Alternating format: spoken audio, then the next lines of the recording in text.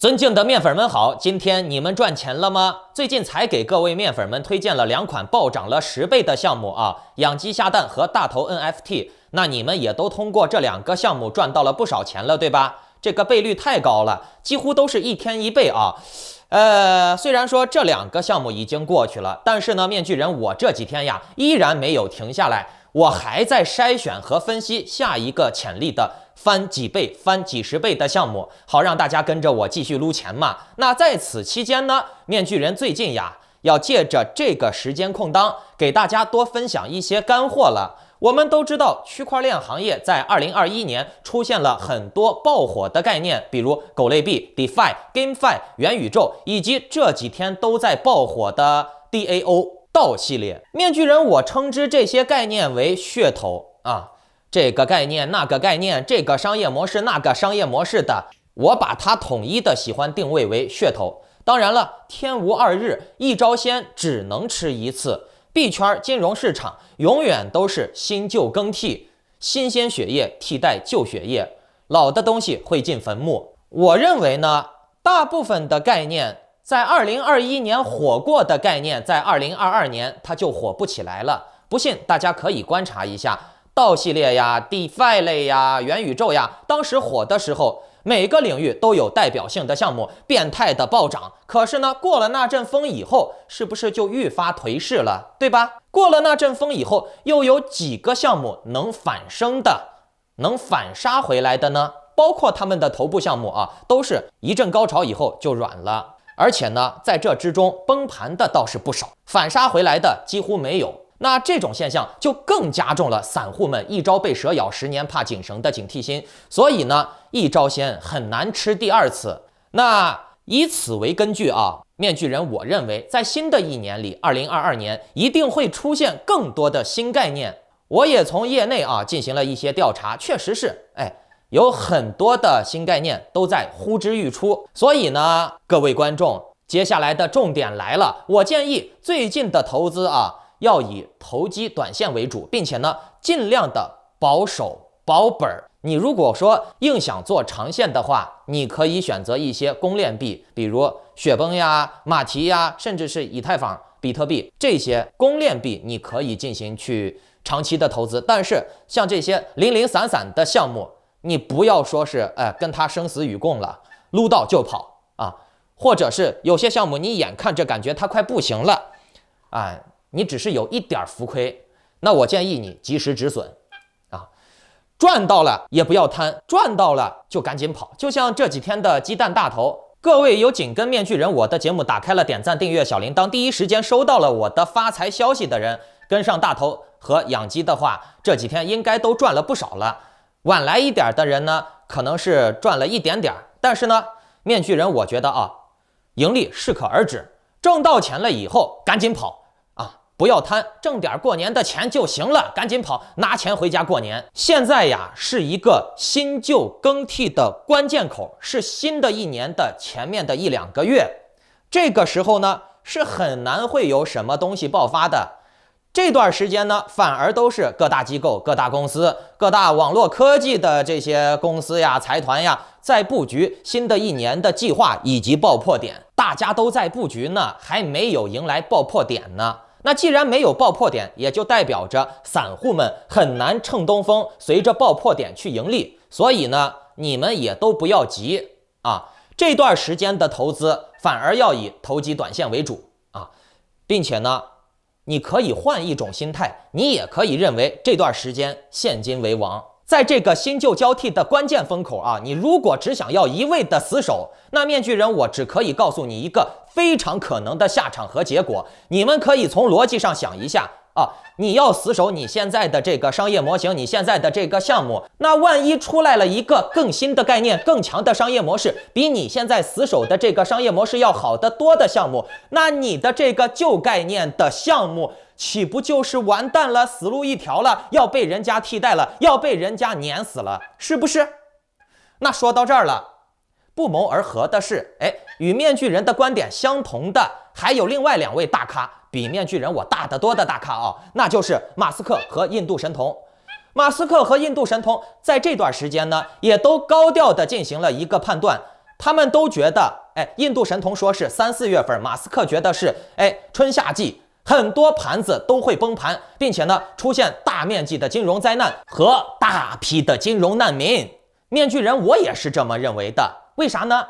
你们听完我今天的节目就能明白了。我今天的这个节目是可以帮你们在接下来避开很多雷的，避免自己亏钱的关键的干货节目。那好，节目开始之前呢，请打开屏幕下方的点赞、订阅、小铃铛，顺便呢把今天的这个节目转发到3个平台以上，并且呢附上我看面具人节目赚钱了的标语，截图发送到我的邮箱。打开小铃铛的那个截图也要发送过来啊，就可以获得我最新加注的超级大奖$1000，以及这个月马上就要开奖的10号开奖的那个跟着我赚钱的机会啊！只要你转发的越多，给我发的邮件越多，你的中奖率也就越高。好，来讲正题啊，大家来看图。马斯克最近在一位知名的记者的推特下面留言，表达了他对金融市场的悲观情绪。大家可以看一下这个视频里面的小哥他的分析啊。世界首富马斯克昨天在推特上预测，2022年将发生金融危机。这个并不是马斯克发在自己推特上的内容，而是在别人推特下的一条留言。我估计看到的人不多，所以做个视频给大家聊一聊。这个情况的起因是有个《华尔街日报》的记者在推特发了一张图，是936家估值超过10亿美金的独角兽企业的名单。里面也有不少我们熟悉的中国企业，比如商汤科技、链家、大疆、丁香园等等。然后这个哥们儿就提问说，5年后这张图会变成什么样子？马斯克估计是最近假期比较闲，就在下面回复说以史为鉴，没有几家能活过下次金融危机。紧接着就有人问，那什么时候会是下次金融危机呢？马斯克回复说，预测宏观经济是非常困难的，但是他的直觉告诉他应该是在2022年的春夏，不会晚于2023年。后面又有人接着问马斯克预测理由是什么，他就没有继续回复了。其实金融危机的到来是一个必然的结果，只是什么时候来的问题。我相信马斯克作为世界首富，对经济的理解，接触到的圈层肯定是比我们这些老百姓要高得多的。所以对于他的这个预测呢，我们还是抱着宁可信其有的态度。在2022年的投资中，尽量不要加杠杆，尽量不要炒小票，尽可能的投资一些防御性板块，也尽可能的多持有现金。听到了吧？不仅如此啊，印度神童也几乎在同一时间预言了2022年的3月到4月会出现巨型的经济危机。面具人，我当时听了以后，我就觉得，这真的是要出大事了。币圈的2大神人，虽然严格意义上来讲，印度神童并不算是币圈的人，但是他经常会预判币圈的走势，而且呢，还是有一定的准度的。那马斯克就更不用多说了，对吧？2大神人都说，接下来的3月到4月会出现巨型经济危机，为什么呢？他们为什么会这么说？有什么逻辑根据吗？有什么事实根据吗 ？OK， 你们听面具人，我继续给你们分析啊。来，面先知也给大家来个预测。接下来的3、4月份，我觉得吧，也真有可能会出现经济危机。首先呢，最重要的原因就是我刚才说的新老更替的问题。老的商业模式一定是会被新的商业模式淘汰掉的，强的淘汰弱的，大鱼吃小鱼，这是市场永远不变的规律。同时呢，那些老的商业模式的信徒们、投资者们也都会被一并扫进坟墓，一并被杀鸡掉。你们可以看到很多老项目，比如狗狗币之类的啊，他们在上面的高位几乎全都是冤魂，对吧？那我现在就可以给你们判一个死刑了，你们这些人呀，很难翻身了啊，很难。我不是说翻不了身啊，那当然了，有什么火星撞地球呀、中彩票的概率，你也是可以抱一下期待的，但是大概率你是翻不了身了。金融圈每天都在瞬息万变，各种机构每天都在采集最新的数据。为什么？为的就是保证自己能够紧跟版本更新，永远吃第一口螃蟹。币圈不变的只有改变，币圈的本质就是割韭菜。你赚钱就代表资金发生了转移，钱从别人的钱包转到了你的钱包里。你赚钱就代表了别人亏钱，你在币圈里面赚的每一分钱都是割韭菜的钱。所以呢，面具人，我认为只要不是骗、设局、下套、坑蒙拐骗去抢，赚这种追涨杀跌的钱无可厚非，你的盈利来自于别人的亏损。也就是说，当人们犯错的时候，看走眼的时候，别人做出错误决定的时候，那就是你赚钱的时候，明白了吗？如果说人人都赚钱了，那么谁亏钱呢？如果说没有人亏钱，那在市场中你赚的钱又从哪儿来呢？所以呢，各位观众，在交易中你唯一能做的就是抱好大腿，或者是把自己变为强者，提升自己的判断力、认知力，能够站在风口浪尖，夺下自己的金币，尽量的让自己少犯错。剩下的呢，就是等别人投资失误了以后，进场时机失误了以后，你赚他的钱，你比他进得早，你就割后面来的人的钱，对吧？说到这儿了啊，什么追涨杀跌呀，前面割后面的，这都是正常的商业逻辑。其实面具人我这段时间啊，还是有一个另外的非常严重的感慨，那就是币圈的项目方啊，就目前为止啊，你可以看一下，乌合之众占多数，敢于投资资源的人占少数啊，大部分的人都是抱有着侥幸心理，包括那些什么所谓的大机构呀、大项目方呀，他们能给自己的币圈项目投入的资源是非常少的啊，几乎所有的项目老板啊，他们的心态都是，随便发个币，弄个网站，请点网红推广一下啊，做点图片啊，再搞点水军、网军啊，造个谣，煽动一下气势，然后呢就把币卖出去了，卖出去的都是纯利润嘛，对吧？打点广告就能圈钱。他作为第一个发币的人，他就能割后面所有来的人的韭菜。面具人，我说的没错吧？这几乎就是币圈的普遍现象，98%，对不对？那这种模式也逐渐的被你我他在座的各位摸清了、认清了、看清了币圈的这些项目方的嘴脸了，对吧？咱们就拿最近半年来最成功的链游 Axie 来说啊，看起来配置很豪华了吧？看起来已经是很牛逼的链游了，对吧？实际上呢，也只是从程序上来讲是非常简单的宠物卡牌对战，没什么制作难度啊。但是呢，它已经是做到了币圈游戏里面最成功的。可是呢，它却也只是昙花一现。Axie 的成功是非常短暂的，就那1-2个月。随着时间的推移，市场的扩大，种种问题就暴露出来了。比如项目方的格局太小，觉得自己赚钱赚够了，差不多了，于是呢，非常的惰性，总是在推特上面吹吹牛逼，干什么了什么的，这了那了，打嘴炮。然后呢，实际上的投资呀，干什么拓展市场呀，他是一点钱都舍不得花的啊。他觉得他的钱赚够了。并且呢，项目方的运营能力差、游戏制作能力不足的短板也都暴露无遗。Axie 的程序网站没有任何的优化和修复啊，不知道他们是不想花钱去做，还是没有能力去做。我相信他们是不想花钱去做，因为他们的钱已经够做非常大型的3A 级的超级豪华的游戏做上几十款了，但是他们就是没有做，为啥？因为不想，对不对？这就是格局。为什么面具人我刚才说了，币圈几乎所有的项目都是乌合之众？为啥？因为在这个行业里面，这个领域里面，你赚的都是暴利。很多人在这里面骗上一骗啊，随便撸2把就能赚一辈子的钱了，更别说你看人家都赚了几十亿、几百亿了，对吧？够了，可以了。而且人家又不是什么所谓的那些身负使命的、有成就感的、有尊严感的那些企业家，对吧？什么马斯克之类的这种人，马云之类的人，人家要把生意做大，企业做大。不，这些币圈的小混混赚够钱了就可以了，就可以跑了，干啥都行嘛，是吧？混一辈子吃喝玩乐也是够的了。所以呢，你看 Axie， 他即便是赚了几十个亿、几百个亿，然后呢，然后就没有然后了，对吧？而且呢，面具人，我想跟大家说一下啊，那就是你拿 Axie 这种小作坊的游戏公司跟真正的大厂鹅厂腾讯公司比一比，时间长了，自然就能比出来路遥知马力了，哪个强，哪个公司的运营能力强、制作能力强，以及市场的扩展宏观控制能力强，对吧？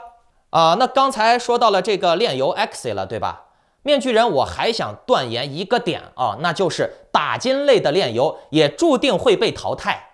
为什么呢？我在之前的节目也详细的说过了，打金类的链游是没有办法产生实际产能、实际价值、绝对价值的，比如说粮食、矿石、黄金、建筑材料，对吧？所以呢，打金类的链游最终呢就是泡沫破裂、崩盘啊。它也并不是以那些什么收藏价值呀、优质客户为基础的，它吸引的都是那些想要来撸钱的人。那我现在想问你了，大家都来撸钱了，钱从哪儿来，对吧？综其我今天说的这么多，2022年面具人我认为是一个复古的年代啊，会有很多新鲜的商业模式，但是呢，却又似曾相识的商业模式。在人们被所谓的新概念割怕了以后呢，很多人呢就会开始怀念之前的保守投资、低膨胀的经济市场，就像现在很多的人不喜欢当下的流行文化，却怀念80年代黄金时代的流行元素是一样的。这种80年代的风格目前是非常的火的。Soga 面具人接下来的投资建议是现金为王，强保守投资。你们可以留下自己的公链币，比如 AVAX、马蹄呀、以太坊之类的。其他的币单个项目的那种名不见经传的项目，名不见经传的项目